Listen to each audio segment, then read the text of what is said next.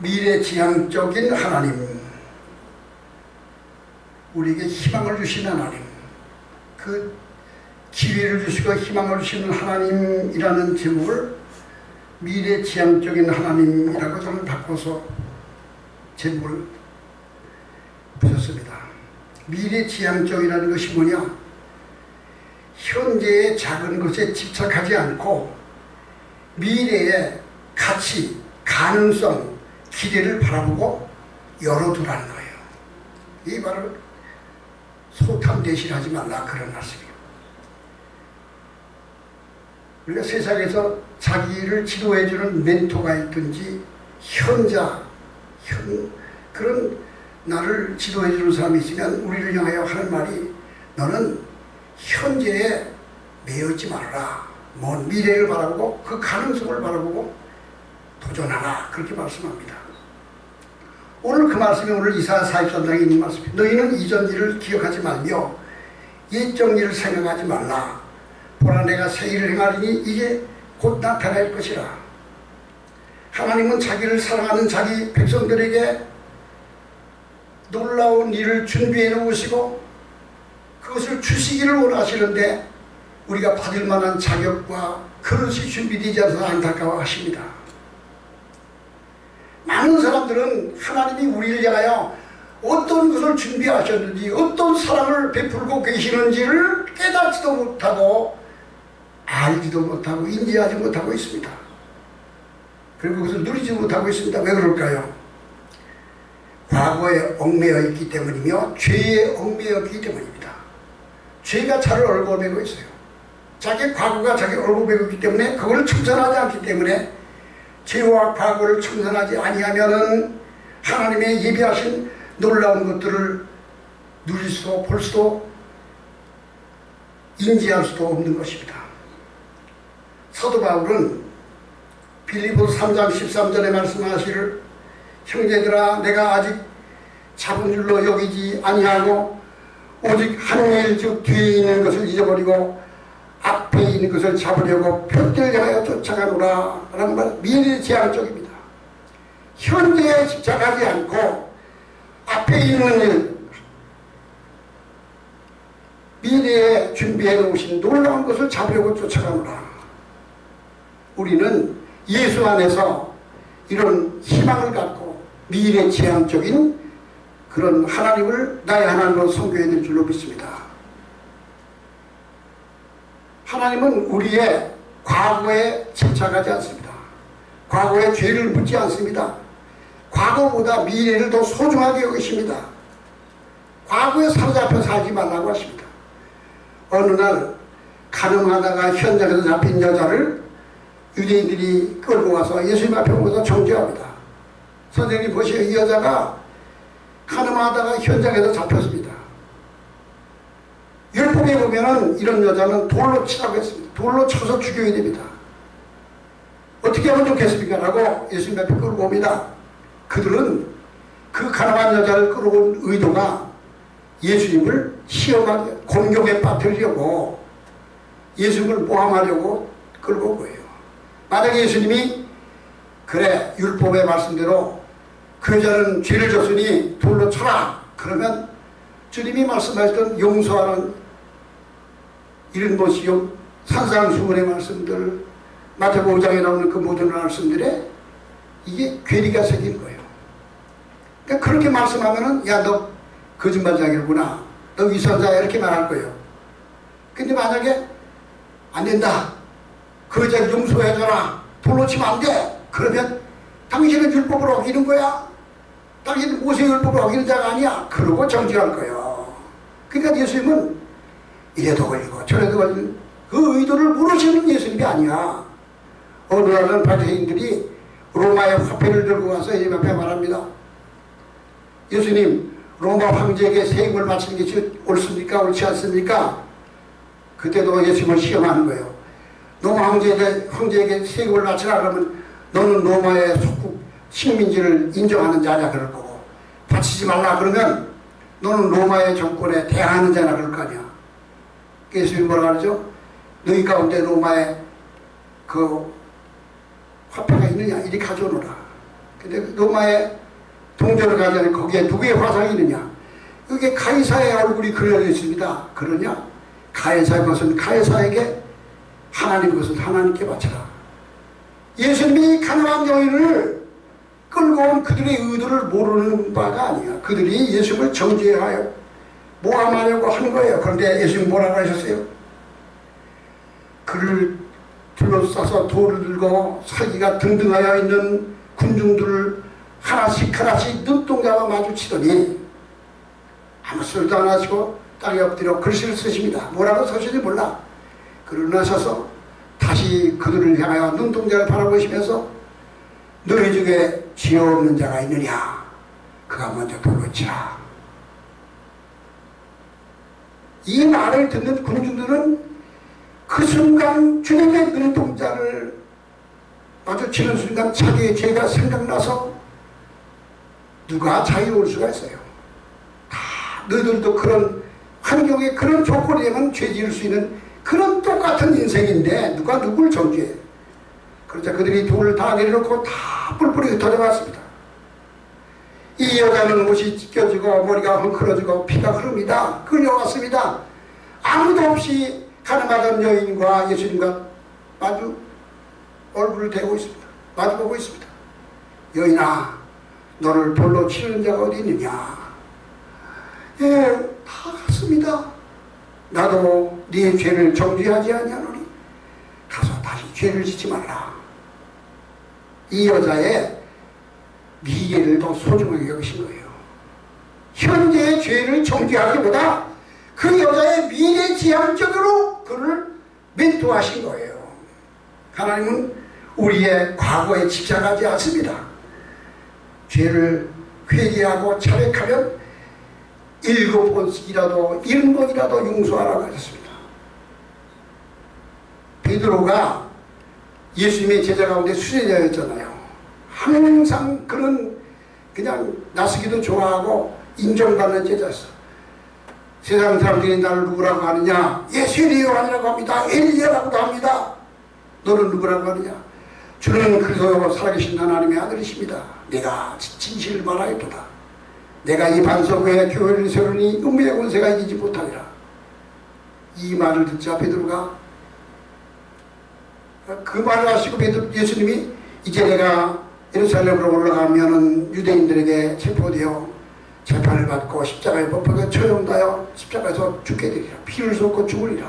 그리고 죽은 후에 사흘 만에 살아나리라. 이 말을 예언하시자 베드로가 깜짝 놀라서 선생님 아닙니다. 그런 일이나 아니면 절대로 아닙니다. 어떻게 주님이 처형을 당하고 재판받습니까? 그래서 예수님이 사탄아 물러가라. 베드로는 아주 적극적인 자예요. 죽는 데까지 따라가겠다. 나는 절대로 배반하지 않겠다고 장담하던 자였어. 근데 겟세마네 동산 내려오시면서 가론다가 유대인의 관원들과 그 바리새인의 하속들을 끌고 와서 예수님을 체포해 갑니다. 다 흩어져 제자들 뿔뿔이 흩어지고 베드로는 방금 전에 한 말이 있기 때문에 멀찍이 따라가다가 이제 예수님이 헤로드 왕한테 끌려가고 빌라 로마의 총독이 끌려가고 이리저리 끌려다니면서 모욕을 당하는데 멀찍이 서서 어둠 속에서 지켜보고 있는 예수님. 그러자 어떤 소녀 하나가 그 군중 속에서 예수의 말씀을 들었던 그 대제사장의 하속이었던 소녀 하나가 베드로 얼굴을 보고 이 사람이 저기 있는 저 예수님의 제자입니다. 예수님과 같이 있었어요. 그러니까 자기 친구들이 들으니까 뭐라래요? 아니야 나는 모르는 사람이야. 너 무슨 말 하는지 내가 알 수가 없어. 저 사람과 나는 아무 상관이 없어. 세 번을 모른다고 부인하고 도망쳤어. 그리고 가서 통곡을 했다랬어요. 그 죄책감이 자기를 찾아와서 부활하신 예수님이 부활하셨다는 것을 알면서도 그는 그 죄책감 때문에 갈릴리 바닷가에 가서 다시 고기를 그물질을 합니다. 그것이 자기를 얽어매고 있는 거예요. 그래서 강 저편에서 갈릴리 호수 저편에서 누군가 서서 얘들아 너에게 잡은 게 있느냐? 그리고 베드로를 향해 부릅니다. 베드로는 그때까지 그가 예수님인지 몰랐어요. 내가 밤새도록 그물을 던졌는데 한 걸음도 못 잡았어. 그래. 그러냐 그물을 배우는 편되던지라. 그리고 그 말대로 던지니까 가득히 잡히고. 그러자 베드로는 처음 예수님 만났을 때 깊은 데 가서 그물을 내려 할 때 그것이 생각나니까 깜짝 놀라서 주님이 오셨구나, 주님이 계시다. 그리고 거기서 어떻게 해죠? 겉옷을 벗고 있었어. 그물질하려고 맨등으로 있었어. 그런데 옷을 걸쳐 입으면서 물로 뛰어듭니다. 물로 뛰어드는 사람이 왜 옷을 입고 뛰어들어? 주님을 향하여 최소한도 예의를 갖추려고 헤엄쳐 나갑니다. 예수님이 베드로를 앞들고 시몬아 내가 나를 사랑하냐 묻습니다. 3번을 묻습니다. 그리고 이 3번 예수님이 물으신 것은 치유사역입니다. 3번 부인한 것을 찾아가서 용서하신 거예요. 베드로의 상처를 치유해 주셨습니다. 내 양을 치라. 내가 띠띠고 가다가 이후에는 내가 나의 가는 길을 따라오게 되리라. 베드로는 그런 실수가 있었지만 예수님은 베드로를 정죄하지 않았어요. 그의 미래지향적 그의 가능성을 보고 미래를 열어준 거예요. 네가 수제자는 녀석이 어떻게 나를 모른다고 3번씩 부인하냐 이 녀석아. 그러고 책망하고 꾸짖지 않으셨어. 그렇게 안 하셨어요. 오히려 네가 나를 사랑하느냐 시몬아. 그래. 요한의 아들 시몬아 네가 나를 필리하느냐 그래. 필리하느냐 아래 아가파느냐 그래. 아니 주님 아시오니 내가 주님을 사랑합니다. 필리하느냐 아가페하느냐 묻습니다. 모든 것을 아시오면 주님 내가 주님을 사랑합니다. 베드로는 자기 약함을 고백했습니다. 베드로는 그 상처가 치유받고 초대교회 초석을 놓는 위대한 사도가 됩니다. 순교하기까지 귀하게 쓰임받는 자가 됩니다. 이것이 과거에 집착하지 않고 미래를 보시면서 기회를 주시는 하나님이라는 걸 말씀해 주고 있습니다. 십자가에 못 박혀 처형당하실 때 우편강도 좌편강도가 다 함께 처형되고 있었습니다. 그들은 강도들이었습니다. 흉악공격들. 근데 그 중에 우편강도는 그래도 예수님이 그동인 걸 알고 인간이 무엇인 걸 알고 예수님을 향해서 왼편강도는 네가 하나님의 아들이 아니냐, 네가 메시아면은 십자가에 내려가봐 그러고 조롱하는데 이 우편강도 말하기 너 그런 말을 하지 말라. 이분은 의로우신 분이다. 이분은 죄가 있는 분이 아니라. 그리고 예수님을 향해서 당신의 나라에 임할 때 나를 기억하소서라고 말하자 주님이 뭐라 하셨어요? 거기서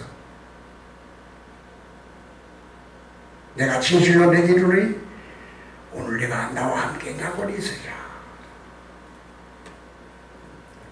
이게 하나님의 미래의 지향적인 하나님의 은혜예요. 두 번째로는 죄를 깨닫고 회개하고 돌아오면 용서하신 것에 넘어서서 용서로 끝나질 않아. 그 다음에 기회를 주신다는 거예요. 기회. 우리가 이 세상에 살아있다는 이 자체는 아직 내가 건강하다는 것, 내가 생명이 존재하고 있다는 이 자체는 하나님이 나에게 기회를 허락하고 있는 거예요. 내가 병들어 침상에 누워서 중환자실에 휠체어를 타고 다니면 이제 기회가 많이 없어졌어. 아직 그래도 기도할 수 있는 기회는 있는 거예요. 생명이 끊어져서 오늘 숨을 거뒀어. 너에게는 기회가 이제 다 사라졌어. 하나님은 우리에게 삶은 기회입니다. 사람의 생명을 일생이라고 하잖아요. 일생이 하나 일자야. 하나 일자. 날 일자가 아니라 일월화 태양이라는 일이 아니라 한 번 사는 인생이야. 한 번 사는 인생. 우리에게 삶을 허락하신 것은 기회입니다. 그런 세상의 수많은 사람들 가운데 삶을 허락하셨는데 내가 예수를 믿고 하나님을 아버지라 부를 수 있다는 사실과 내가 하나님께 기도할 수 있다는 것과 내가 복음을 전할 수 있다는 것과 주님을 기쁘시게 할 수 있다, 하나님을 영원토록 즐거워하며 그를 영화롭게 하는 이 사명을 감당할 수 있다는 이것은 우리에게 주신 놀라운 기회입니다. 우리에게 기회를 주시는 좋으신 하나님입니다. 기회 지나가기 전에, 우리는 기회 지나가기 전에 세월을 아껴서 하나님이 내게 부여하신 일이 무엇인가를 최선을 다하여 하나님을 기쁘시게 하는 자가 되시기 바랍니다. 의인은 없나니 하나도 없으며 깨닫는 자도 없고 세상의 모든 사람은 다 죄인입니다. 한결같이 다 똑같습니다. 누가 더 의롭고 누가 더 깨끗한 사람이 없어요. 다 같습니다. 그런 인류를 향하여 하나님은 자기 아들 독생자를 이 세상에 여자의 몸을 통하여 사람으로 보내주셔서 예수님께서 흠도 티도 없으신 분이 십자가에서 인류의 죄를 다 담당하시고 너와 나의 저주 70억의 인구들의 모든 죄짐을, 죄값을 앞으로 태어나고 미래에 태어나야 될 모든 인생들의 죄와 저주를 다 쓰라고 그 저주를 다 받아 마시고 십자가에서 단번에 죽으심으로 영원히 속죄의 제사를 이룩하신 이 놀라운 사실은 우리에게 모든 인생에게 생명을 주시고 기회를 주시기 위한 것입니다. 그러므로 누구든지 영접하는 자, 그 이름을 믿는 자들에게는 하나님의 자녀가 되는 권세를 주셨으니 이는 혈통으로나 육종으로나 하지 않냐고 하나님의 성령으로 한 자들입니다. 그렇습니다. 우리가 하나님 앞에 나와서 예수를 구주로 영접하고 죄를 자백하고 회개하면 죄 사함을 주셨을 뿐만 아니라 그때부터 우리에게는 새로운 기회가 열려있는 것입니다. 너 자신을 어디에 사용할지, 너 자신을 어디에 헌신할지 내 자신을 하나님의 쓰임받을 수 있는 기회가 주어진 것입니다. 아브라함이 창세기 12장에 갈대아우를 떠나서 하나님이 내가 너에게 지할 땅으로 하라고 하셨을 때 그는 믿음에 결단하고 고향을 떠나서 이제 하나님의 뜻을 따라가지만 그가 여러 차례 실수를 하죠. 가나안으로 가지 않고 남방으로 가다가 애굽 땅으로 가서 애굽 왕이 무서워서 자기 아내를 누이라고 해가지고 애굽 왕에게 자기 아내를 뺏길 뻔도 하잖아요. 그게 얼마나 부끄러운 일이야. 그리고 네 아들, 네 사람을 통하여 너에게 믿음의 조상이 되게 하리라. 너에게 장자를, 약속의 자녀를 주라고 약속하셨는데 아니 이 사라가 아이를 잉태하지 못하니까 기다리다가 사라의 몸속에던 그 하갈이라는 여자를 통해 아들을 낳잖아요. 그러니까 아브라함이 그가 온전하게 완벽한 사람이 아니야. 실수한 거야. 그래도 하나님은 그를 향하여 계속해서 다시 기회를 주시고 기회를 주신 거예요.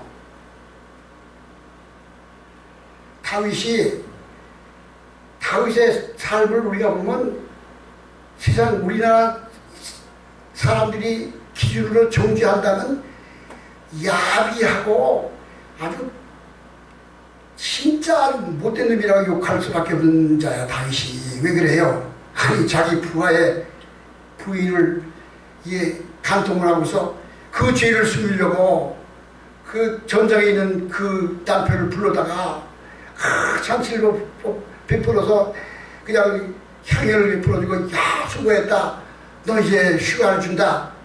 그러고 얼마나 참깨가 많은 거예요. 그러다가 그게 안 되니까 편지를 써서 그 소리 들려주고 가서 죽게 만들어. 그러면 다윗을 우리가 볼 때 그거는 세상 사람의 관점으로 그냥 정죄한다면 상대도 다시 하지 말아야 돼. 그런데 하나님은 뭐라 했어? 너희가 내 종 다윗을 보았느냐? 성경의 역사 가운데, 성경에 나오는 수많은 인물 가운데 하나님께서 다윗을 믿음의 모델로 다윗을 닮으라고 하셨어. 다윗을 보았느냐? 다윗을 닮아라. 그러니까 우리는 다 실수하는 자들이야. 실수 있어. 실수 있어도 하나님 앞에 나가 죄를 자백하고 용서를 구하고 주님 앞에 산상순에 있는 것처럼 마음이 청결한 자는, 애통하는 자는 복이 있나니 하나님 앞에 온유한 자는 복이 있나니 하나님의 믿음으로 나가서 순수한 믿음으로 나가면 하나님은 우리에게 새로운 기회를 주시는 좋으신 하나님이에요. 모세도 구수 여인을 취하여, 구수 여인이 뭐예요? 흑인이야, 흑인. 모세가 흑인 여인을 취하여 자기 부인을 삼았어. 그러자 그의 누나였던 미리암과 자기의 형이었던 아론이 모세를 정죄합니다. 그때 하나님께서 모세를 미리암과 아론에 너희가 어찌하여 내 종 모세의 비방하기를 두려워하지 않느냐 책망을 합니다. 이것은 그 사람이 정죄하면 되잖아. 다른 사람의 죄가 있었을 때 내가 정죄하는 게 아니라 그 정죄와 분별은 달라. 내가 그 죄를 보고서 내가 나의 거울과 교훈을 삼는 것이 이게 은혜로운 거예요. 그걸 정죄하고 그냥 책망하고 내가 하나님이 더 꾸짖는 게 아니라 그것을 보고서 나의 거울을 삼아야 되는 거예요. 마태복음 18장에 보면은 형제가 죄를 짓고 범죄하거든, 28장에 있는 말씀을 잘 기억해야 돼요. 만약에 나의 형제들이나 성도들이나 누군가가 하나님을 잘 믿는 성도가 범죄하는 것이 드러났어. 그러면 나만 혼자 알고 있어. 나만 혼자. 아무도 다른 사람 모르고 비밀이야. 나만 알아. 그러면 혼자 은밀히 찾아가서 권면하라 그랬어. 하나님 보시기에 당신의 이런 이건 회개하는 게 좋을 것 같습니다. 이렇게 아주 그냥 권면하는 마음, 사랑의 마음으로 권면을 해. 그래도 그가 그 권면을 받아들이고 돌이키면 형제를 어는 것이지만, 그래도 계속 죄를 지면 증인들을 데리고 가서 두세 명을 데리고 가서 다시 권면을 해. 돌이키기를 권해. 그리고 사람이 죄 없는 사람이 어디 있어? 근데 드러난 죄와 드러나지 않은 죄가 있어. 공중에 다 드러난 죄는 하나님이 징계하라고 그걸 드러내시고요. 드러난 죄는 하나님이 징계해야 돼. 그래서 그런 사람에게는 가서 권면해. 회개하면 받아줘야 돼. 형제를 얻는 거야. 근데 돌이키지 않아. 그거 어떻게 하라고? 공회에 다 알리고 그 공회에서 내가 쫓으라 그랬어. 이게 사람이 누구든지 죄 지을 수 있어요. 그런데 죄를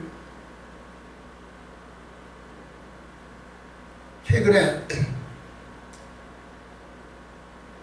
정말 세계적인 어떤 목사님이 인터넷에 다 알려져 가지고 유튜브에 다 알려졌어. 제가. 근데 이 사실을 경찰에 법원에 고소를 해가지고 그 유포하는 사람은 다 그냥 유포하든지 거론하는 사람은 처벌하고 한다고 그 법을 만들었어. 그리고 그걸 덮으려고 거기에 있는 뭐 총무라는 또 그 사람 또 자기에 대하여 누구 말하는 사람을 그냥 고발을 해가지고 그냥 고소를 했어. 나한테 계속 그 장로들이 내가 그런 일 치기하던 사람이었거든. 교단에서 계속 오는 거야. 내가 은퇴했지만 그건 뭐냐, 공중에 드러나서 인터넷에 드러났죠. 그러면 어떻게 하느냐, 인정하는 거예요. 아, 내가 실수했습니다. 내가 약합니다. 모두도 실수했고 타인도 실수했지 않습니까? 나 약합니다. 여러분 용서하시고 나 받아주세요. 다시는 죄 짓지 않겠습니다. 이렇게 하는 거에 하나님이 배우는 거예요. 근데 그걸 덮어가지고 정직히 입으로 거론만 하면 다 벌금을 물리고 처벌하겠다. 이거는 죽는 길이야, 죽는 길. 절대로 그걸 하는 뜻이 아니에요. 근데 우리 교단 헌법이 어떻게 되는지 알아요? 내가 교단의 교리장정위원장 헌법위원장을 알아. 교단 내에서 목사끼리 서로 문제 있어도 세상 법정에다 고소를 하기만 하면은 그냥 제명을 했어. 우리 교단 헌법이 목사끼리 고소하면은 그냥 자격정지하고 제명을 했어. 그러면 총회장이 세상 법정에 고소해. 너 자격정지야. 총무가 세상 법정에 고소해. 또 근데 이거 김정일이가 돼가지고 저들은 법에 저촉이 안 돼. 법적에 이게 큰일이야 지금 이게. 내가 이걸 자꾸 나한테 오는 이유가 목사님 나왔다는 거예요. 우리 있는 그 장로님들이 목사님 이거 그냥 두면 안 되지 않습니까? 내가 할 수 있는 게 뭐예요? 그 목사님들한테 목사님 다 인간은 죄인입니다. 실수할 수 있습니다. 그러면 스스로 자백하고 내가 약해서 내가 어리석어서 내가 참 이런 죄를 졌습니다. 여러분 나를 용서하십시오. 이제 내가 반성합니다. 이게 하나님의 올바른 자세예요. 그걸 돕고 상대방을 모함하고 죽이고 힘으로 누르려는 것 이게 폭군이야. 잘못된 거야. 그걸 그 결말을 절대는 게 아니에요. 그렇습니다. 하나님은 죄를 고백하고 시인하고 용서를 구하고 돌이키는 자를 극률히 여기십니다. 전에 기억하시는지 모르겠지만 김대중 대통령 시절에 4명의 낮은 울타리라고 하는 선교회에 유명한 권사님들 4분이서 낮은 울타리라고 하는 선교회를 만들어. 그게 대한생명 그 최수영 회장의 부인이었던 그 윤영장가 그 권사님 그 아주 재벌들 권사님들만 모인 낮은 울타리라는 게 있었어. 거기서 온노비 사건이 나온 거야. 온노비 사건. 무슨 다니엘인가 그 남자 그 온노비 사건이 나는 게 있었어 그 당시에. 그래가지고 그다음 신문에 날마다 대절특필이 났어. 근데 나는 그걸 보면서 무슨 생각이냐, 진실은 하나야. 과거가 10년 전이 아니야. 엊그제다 이런 사건이야. 근데 이 4명의 권사님들이 기도하던 권사님들이 다 변호사 자문받아. 4명이 다 변호사 시키는 대로 해. 4명이 다 함께 모여서 내 잘못이야. 내가 실수해서 이 사람들 내 잘못이야. 여러분 내가 잘못했어요. 나 약해서 그래요. 넷이 다 그랬다면 세상이 얼마나 아름다워졌을까. 세상 사람이 보면서 아이고 권사님들은 다르구나 이렇게 됐을 텐데 다 변호사 자문을 받아서 서로 고소해. 야 이게 넌센스야 이게 그러니까 내가 그런 일을 안 당해와서 그런지 모르겠지만 이런 일이 일어나고요. 지금 현재에 인간은 약한 존재야. 그러나 하나는 미래지향적인 하나님이야. 우리가 실수하죠? 실수 안 하는 사람이 어디 있어요? 죄 짓지 않는 사람이 다윗도 죄 졌는데 모세도 죄 졌는데 다윗은 어떻게 했어요? 다윗은 왜 하나님이 너가 내 종 다윗을 보았느냐 칭찬했는 줄 아세요? 자기 죄를 깨닫고 지적했을 때 그냥 엎드려서 눈물로 칭찬을 역시면서 회개하고 기도했어요. 용서를 구했기 때문에 그가 위대한 자가 된 거예요. 고소하고 정죄하고 덮으려고 하고 벌금 물려 힘으로 누르면 세상 다 진실을 다 아는데 있다고 있다고 그 지식이 없어져? 천만에 이게 잘못된 거예요. 하나님은 미래지향적인 하나님이에요. 현재보다 미래를 더 소중하게 여기시는 하나님이에요. 그러므로 우리는 하나님 앞에 우리의 죄를 자백하고 용서를 구하며 뭐라 그랬어? 너희가 스스로 조심하라. 만일 네 형제가 죄를 범하거든 경계하고 회개하거든 용서하라. 만일 하루에 17번씩이라도 네게 죄를 얻고 7번씩 네게 돌아와 네게 회개하면은 너는 용서하라. 마태복음 17장에 말씀하셨어요. 너희가 땅에서 매면 하늘에서 맬 것이요 땅에서 풀면 하늘에서도 풀리리라. 그렇습니다. 이것이 하나님을 사랑하는 자, 그 뜻대로 부르심을 받은 자들의 미래지향적인 삶의 자세입니다.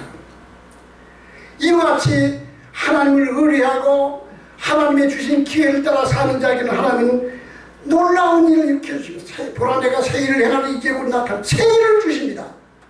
이제 내가 새 일을 행하는 이제 나타날 것이야. 사람의 눈으로 보지 못하고 귀로도 듣지 못하고 마음으로 생각지 못하는 일을 너 차원로 본 일을 하늘의 땅보다 덮은 것 같이 사람의 생각보다 더 놀라운 일을 준비하셔서 우리 위하여 허락하시는 좋으신 하나님. 그러나 우리는 미래지향적으로 하나님을 의지하고 살아야 됩니다. 하나님을 진심으로 사랑하면 우리가 하나님을 사랑한다고 주님을 사랑합니다. 찬송가도 부르고 기도할 때도 신앙 고백하고 하죠. 그렇게 입술로는 하지만, 찬송으로는 하지만 네가 사는 삶에 그 실력, 내 사는 그 본질을 들어가보면 내가 정말 하나님을 사랑하는지 입술로만 하는지 하나님은 속질 않아. 다 아셔. 그래도 하나님 사랑합니다 고백하면서 주님을 사랑하려고 힘쓰는 거예요. 하나님을 진심으로 사랑하는 자, 하나님을 사랑하는 자들 위하여 예비하신 모든 것, 하나님을 진심으로 사랑하면 그를 위하여 모든 것을 예비하셨는데, 사람의 생각으로, 사람의 뜻으로, 사람의 눈으로 보이지 않는 놀라운 것을 준비하셨는데, 이것은 영으로만 하는, 사람의 지각으로 뛰어나는 놀라운 일을 준비해 놓으신 좋으신 하나님입니다. 이게 미래지향적인 하나님의 은총입니다. 그러므로 이 하나님의 약속의 말씀을 마음에 믿고 그 약속의 말씀을 입으로 시인하며 하나님 앞에 믿음으로 고백하며 주신 기회를 선언하며 하나님 앞에 쓰임받는 저와 여러분이 되길 바랍니다. 마가복음 11장 22절에 예수께서 그들에게 대답하여 이르시되 하나님을 믿으라. 내가 진실로 너에게 이르노니 누구든지 이 산도로 들려 바다에 던지거라 하며 그 말하는 것이 이루어질 것을 믿고 의심치 않으면 그대로 되리라. 믿음을 가지고 하나님께서 내게 주실 것에 대한 나의 소망에 대한 믿음을 가지고 물의 정보 기억 놀라는 것이 물의 정보, 물이 정보를 기억한다. 물을 향해서 생수를 떠다놓고 생수에 축복을 해. 생수를 떠다놓고 물에다가 사랑한다, 축복한다, 너는 예쁘구나, 하나님 너를 축복하신다. 물을 향하여 계속 축복을 하면 물이 육광수가 된대요. 근데 생수를 떠다놓고 물에다 저주를 퍼부. 나쁜 놈, 더러운 놈, 흉악한 놈, 막 그러면 물의 형체가 흉측스럽게 일그러진대요. 저 유럽의 어느 나라에 가면은 12제자의 나무를 심어놨대. 베드로나무, 야고보나무, 요한나무, 안드레나무, 저 12제자 나무를 심었는데 거기에 가로주다나무가 하는 게 있대. 사람들이 그 나무 앞에 가서 가로주다 나무 앞에 가서 다 욕을 한대. 가로주다 나무 앞에. 아이고 가로주다 나쁜 놈, 저주받은 놈, 예수님 배반은. 그런데 그런 12 나무 가운데 가로주다 나무는 이상하게 자꾸 병이 든다는 거야. 왜? 나무도 저주하니까 병들어. 젖소를 기른 사람 있죠? 젖소가 잘 나오게 하려면 좋은 음악을 들려주고 젖소를 위하여 살아래. 논밭에 있는 곡식에도 가서 살아래. 가서 축복해주고 살아가면 이게 기억한다는 거야. 그게 사람에게도 물이 전부 그게 축복을 하는 거야. 축복을. 우리가 다 실수가 많은 사람일 때 말에 실수가 없으면 온전한 사람이야. 우리가 하나님의 믿음의 말을 해야 돼. 잠언서 18장 21절에 죽고 사는 것이 혀의 은세에 있나니 혀를 쓰는 자는 혀를 쓰기를 좋아하는 자는 그 열매를 먹으리라. 네가 만일 네 이웃을 위하여 당부하였으면 담봉하고 보증하였으면 네 입의 말로 네가 얽혔으며 네 입의 말로 네가 사로잡히게 되었느니라. 그러니까 우리는 이와 같이 미래지향적으로 하나님을 내 하나님으로 삼고 믿음으로 날마다 승리하는 저를 되기를 주님으로 축원합니다. 우리 다 같이 기도하시죠.